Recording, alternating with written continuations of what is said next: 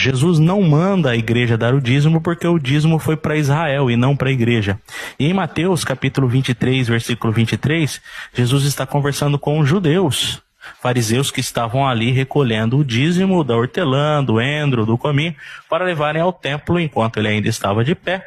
Portanto, haviam pessoas precisando comer, porque o dízimo era alimento e não dinheiro. Ali então Jesus diz, olha, não omitam essa prática, mas não se esqueçam do principal, que é o bom senso, a misericórdia e a fé.